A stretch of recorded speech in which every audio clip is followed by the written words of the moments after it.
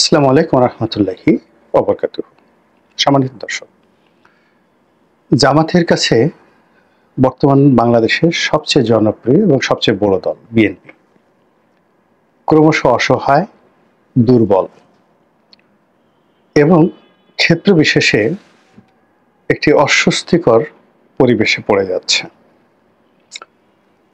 এখানে জামাতের পলিসি, অধিকাংশ জামাতের যে তৎপরতা, তারপর জামাতের যে নেতাকর্মী যারা রয়েছেন, বিশেষ করে শীর্ষ যারা নেতৃবৃন্দ রয়েছেন, তাদের বাংলাদেশে অবস্থান করা এবং তাদের যে কানেক্টিভিটি, এই সব কিছু মিলিয়ে তাদের কাউন্টার বিএনপির যে অ্যাক্টিভিটি, বিএনপির যে কর্মকাণ্ড, তার সঙ্গে ক্ষমতার বলয়ের যে দূরত্ব, সব মিলিয়ে প্রায় গত 10 মাসে আপনি যদি ধরেন, বিএনপির জন্য রাজপথ, বিএনপির জন্য যমুনার অভ্যন্তর, মানে প্রধান উপদেষ্টার কার্যালয়ের অভ্যন্তর, প্রধান উপদেষ্টার হৃদয় এবং মন মানসিকতা থেকে শুরু করে আর অনেক কিছু, সব কিছু ক্রমশ দূর থেকে দূরে চলে যাচ্ছে। এবং সেক্ষেত্রে সরাসরি কেউ বিএনপিকে বলতে পারছে না যে কেন এই ঘটনাগুলো হচ্ছে।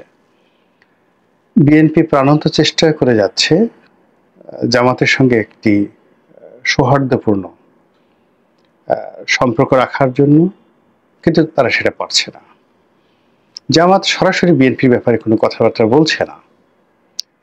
তারা একদিকে বেগম জিয়ার সঙ্গে দেখা করার জন্য ইংল্যান্ডে গিয়েছেন এবং একেবারে ঝড়ের গতিতে জামাতের আমির সেখানে গিয়ে বেগম জিয়ার সঙ্গে দেখা করে এসেছেন এবং বলেছেন যে এটা একটা নিতান্ত সৌজন্য সাক্ষাৎ। অন্যদিকে জামাতের সঙ্গে বিএনপির যে অতীত লেনাদেনা এবং অতীত সম্পর্ক, এবং বিশেষ করে কৌশলগত কতগুলো সময় গেছে, সেটা 2013 সনের যে নির্বাচন পূর্ব সময় আন্দোলন, আবার যে 2014 সনের নির্বাচন পরবর্তী সময় যে আন্দোলন, জ্বালাও আন্দোলন, এই পুরো দুটো আন্দোলন বিএনপির নেতাকর্মীদেরকে যেভাবে বিএনপি পেয়েছে, তার চেয়ে তাদের জামাতের নেতাকর্মীদের প্রতি নির্ভরতা ছিল বেশি। এবং একটা আন্দোলন চালিয়ে নেওয়ার জন্য যে অর্থ দরকার, যে ঝুঁকি দরকার, যে মামলা মোকদ্দমা মোকাবেলা করা দরকার, তার পুরোটাই কিন্তু এই দুটোর সময়, অর্থাৎ 2013 সনে এবং 2015-16 সনে জামাত করেছে। ফলে ওই সময়ের যে ফাইলপত্র যদি ঘাটাঘাটি করা হয়, এবং ওই সময়ে জামাত এবং বিএনপির নেতাদের অনেক কথা হয়তো জামাত রেকর্ড করে রাখতে পারে, হয়তো জামাতের কাছে সেগুলো সঞ্চিত থাকতে পারে, এবং সেইগুলো এই জমানাতে যদি 2-4টে ভাইরাল হয়ে যায় এবং লোকজন জানাজানি হয়ে যায়, তাহলে রাজনীতিতে রীতিমতো যাকে বলে একটা অস্বস্তিকর পরিবেশ নয়, একেবারে ওলট পালট শুরু হয়ে যাবে। ফলে কি হলো, দুটো রাজনৈতিক দলই কিন্তু যথেষ্ট সতর্ক নিজেদের অতীত সম্পর্কের ব্যাপারে এবং তাদের অতীত বন্ধুত্বের বিষয়ে। ফলে হাল আমলে তাদের মধ্যে যে দূরত্ব সৃষ্টি হয়েছে, এবং সেই দূরত্ব এখন রীতিমতো শত্রুতায় পরিণত হয়েছে, কিন্তু কেউ মুখ ফুটে ওইভাবে বলতে পারছেন না। তারা বুঝতেছেন যে তাদের বন্ধুত্ব খুব জরুরি, তারা বুঝতেছেন যে তাদের যদি দূরত্ব থাকতে হয়, তার মধ্যে একটা সৌহার্দ্যপূর্ণ সম্পর্ক থাকা দরকার। এর কারণ হলো তারা একে অপরের স্ট্র্যাটেজিক পার্টনার ছিলেন, গুরুত্বপূর্ণ অংশীদার ছিলেন। তো সেই জায়গাতে অনেক কিছু রয়েছে, যেমন ধরেন আওয়ামী লীগের সঙ্গে জাতীয় পার্টির, এখন জাতীয় পার্টির এরশাদ সাহেব একটা ব্যাংক নিয়েছেন, এরশাদ সাহেবকে নির্বাচন করার জন্য বেশ কয়েকবার টাকা পয়সা দেওয়া হয়েছে। গত নির্বাচনে জিএম কাদেরকে যে টাকা দেওয়া হয়েছে, সেটা নিয়ে এখন জাতীয় পার্টির মধ্যে কি মারামারি কাটাকাটি, সবাই সেই টাকার ভাগ চাচ্ছে, ইত্যাদি নানা রকম কর্মকাণ্ড। তো আবার একটা সময় জাতীয় পার্টির সঙ্গে আওয়ামী লীগের খুব ভালো সম্পর্ক ছিল, 1986 সনে আওয়ামী লীগ যে নির্বাচনে অংশগ্রহণ করেছিল সেখানে একটা ভালো লেনদেন হয়েছিল, এবং এটা যেন তেন লেনদেন নয়। সেটা যারা আওয়ামী লীগের সাথে জড়িত, জামাতের সাথে জড়িত, তারা সবাই জানেন এবং জাতীয় পার্টির লোকজনও জানেন। ফলে কি হলো, এরশাদের সাথে তারপরে যাকে বলা হয় শেখ হাসিনার কখনোই ওইরকম উত্তপ্ত বাক্য বিনিময় হয়নি। তারা একে অপরের সঙ্গে কৌশল করেছেন এবং একে অপরকে ব্যবহার করার চেষ্টা করেছেন, এবং উভয়ই কিন্তু একটা নির্দিষ্ট সময় পর্যন্ত দীর্ঘকাল তারা ক্ষমতায় থেকেছেন এবং ক্ষমতার অংশীজন হয়েছেন। তো সেই দিক থেকে সেই বিএনপি প্রতিষ্ঠা হওয়ার পর থেকে আজ অবধি জামাতের সঙ্গে বিএনপির যে কৌশলগত সম্পর্ক, সেই সম্পর্কে মাঝে মধ্যে টানাপোড়েন হয়েছে খুব অল্প সময়ের জন্য, কিন্তু আবার দীর্ঘমেয়াদে তাদের বন্ধুত্বটাই বেশি। এখন তাদের যে শত্রুতা চলছে, তাদের যে মতদ্বৈততা চলছে, এটি একেবারে খুব অল্প সময়ের জন্য। আর তাদের মধ্যে মূলত মনস্তাত্ত্বিক যে দূরত্ব, সেটা তৈরি হয়েছিল 2017 সন থেকে। 2017 সনে সেই দূরত্ব সত্ত্বেও তারা 2018 সনে একসাথে নির্বাচন করেছে, কিন্তু ওটা কেবলই ছিল একটা নির্বাচন, এবং জামাত জানতো যে এই নির্বাচন ফলপ্রসূ হবে না, এবং জামাত জানতো যে এই নির্বাচনে মূলত বিএনপি ধরা খেতে যাচ্ছে, এবং বিএনপির কেন্দ্রীয় কমান্ডের অনেক নেতৃবৃন্দ রয়েছেন, তারাও মানে 2018 নির্বাচনের যে রাতের ভোট, এই সম্পর্কে আগেই ওয়াকিফাল ছিলেন। তো এ নিয়ে অনেক চক্রান্ত আছে, অনেক কথা আছে, অনেক ভারতীয় তথ্য রয়েছে, মোসাদের গেম রয়েছে, মিক্স রিমিক্স রয়েছে। এগুলি হয়তো আগামীতে আরো বিস্তারিত যাকে বলা হয় জানা যাবে।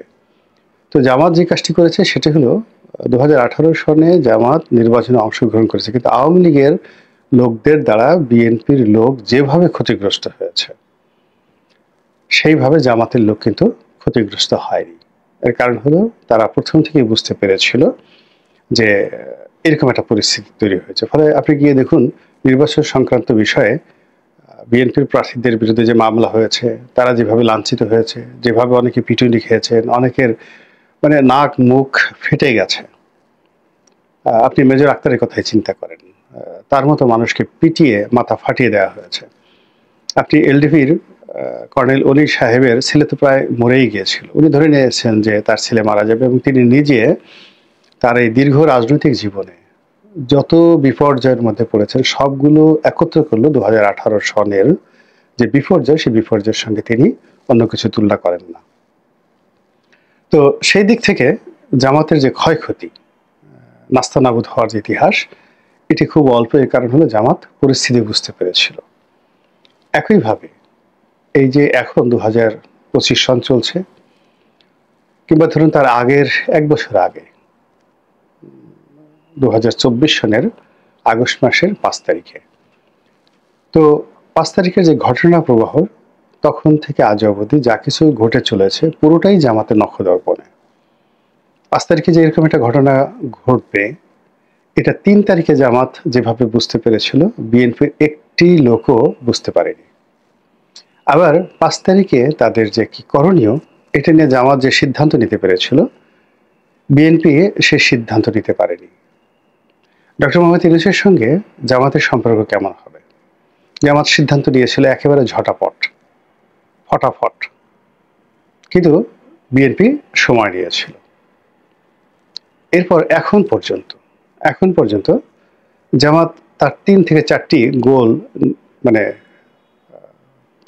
Plan A, plan B, plan C, 3টি প্ল্যান নিয়ে তারা এগোচ্ছে। অথচ এখন পর্যন্ত বিএনপি নির্বাচনের বাইরে তাদের কোনো প্ল্যান বি এখন পর্যন্ত আমি শুনিও নি, দেখিও নি। ফলে কি হচ্ছে, কতগুলো বিষয়াদি নিয়ে, প্রথমত ঈর্ষা, জামাত এবং বিএনপির মধ্যে যে ঈর্ষা। জামাত বিএনপিকে মনে করে যে তারা যে ইসলামাইজেশন করতে চায়, বা তাদের দল যে মুসলিম জাতীয়তাবাদী নাম ধারণ করে, এটার মূল যে স্পিরিটটা এটা জামাতের মাধ্যমে আসে। এর কারণ হলো বিএনপির লোকজনের যে অন অ্যাভারেজে নামাজ পড়া, ধর্মকর্ম করা এগুলো আওয়ামী লীগের লোকের চেয়ে বেশি, এরকম কোনো প্রমাণ নেই। তো বিএনপির যে বিসমিল্লাহির রহমানুর রাহিম ধর্মভিত্তিক রাজনীতি এর মূল যে স্পিরিট এটা জামাত দেয়। তো বিএনপির কৃতজ্ঞ থাকা উচিত। দ্বিতীয়ত যখন জিয়াউর রহমান সাহেব আসলেন সেই ৮ই নভেম্বর তারিখে, নভেম্বর মাসে ৮ তারিখে ১৯৭৫, তখন কোনো সংঘবদ্ধ রাজনৈতিক দল তাকে সমর্থন দেয়নি। এর কারণ হলো যে ২০২৪ সালের আগস্ট মাসের ৫ তারিখে যেভাবে বাংলাদেশের অবস্থা ছিল, ঠিক একই অবস্থা তখন ছিল যে তখন সারা বাংলাদেশে বাকশালের বাইরে আর কোনো রাজনৈতিক দল ছিল না। একমাত্র মুসলিম লীগ এবং জামাত।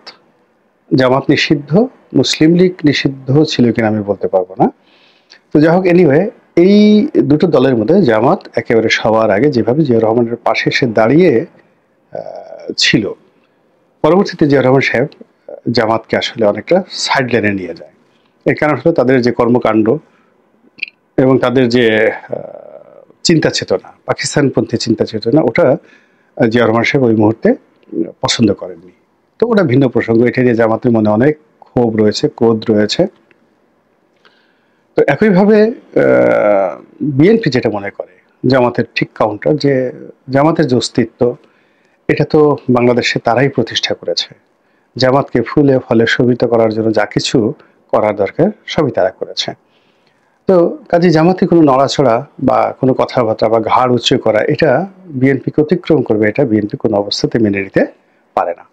কিন্তু এই বর্তমান জামানাতে জামাত অলারে ছাড়েন, তাদের পূর্ণ শক্তি নিয়ে তারা মাথা চাড়া দিয়ে উঠেছে।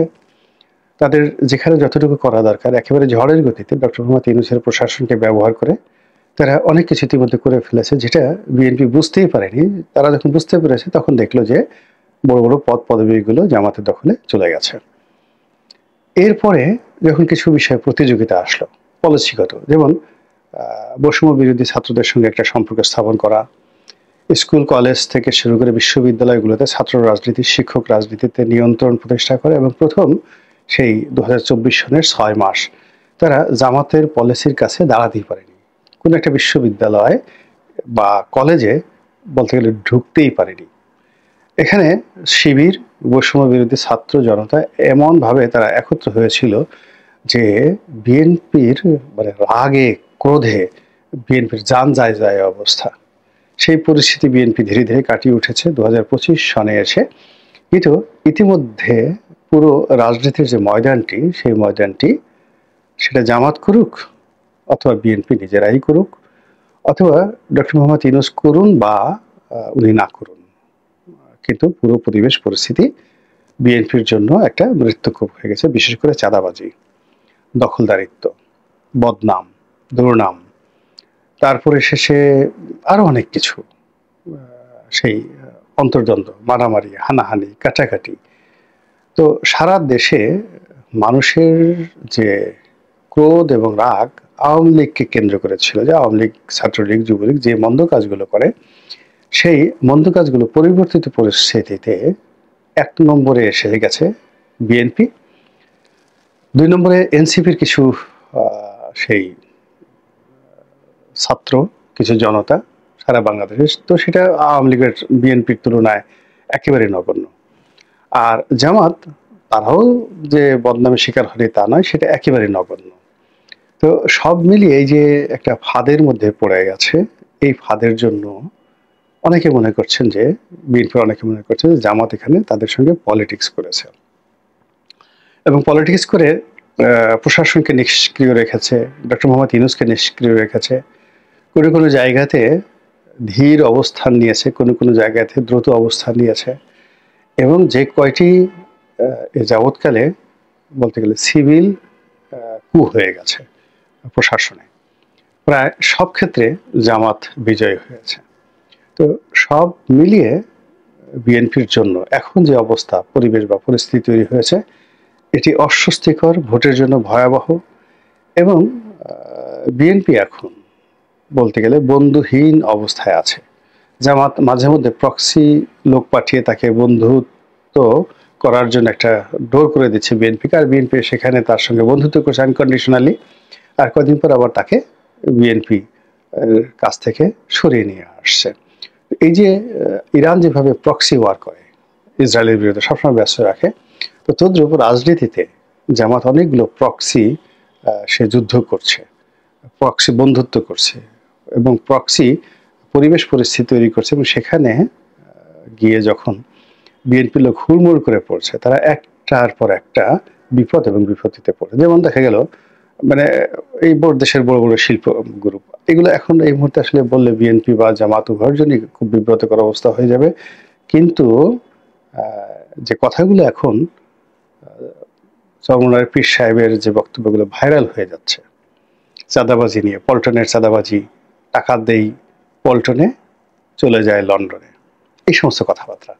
তো এই জিনিসগুলোর যে শুরুটা, সেই শুরুটা যে কিভাবে হলো সেটা খুঁজতে গিয়ে বিএনপির বেশিরভাগ নেতাকর্মী মনে করে যে এটা একটা জামাতি চাল বা জামাতি পলিসি। জটিল এই রাজনীতি শেষ পর্যন্ত কোথায় যায়, কি হয় এবং কার জন্য কি পরিণতি ডেকে নিয়ে আসে, সেটাই এখন দেখার বিষয়। মহান আল্লাহ আমাদের সবাইকে হেদায়েত দান করুন এবং হেফাজত করুন। আসসালামু আলাইকুম ওয়া রাহমাতুল্লাহি ওয়া বারাকাতুহু।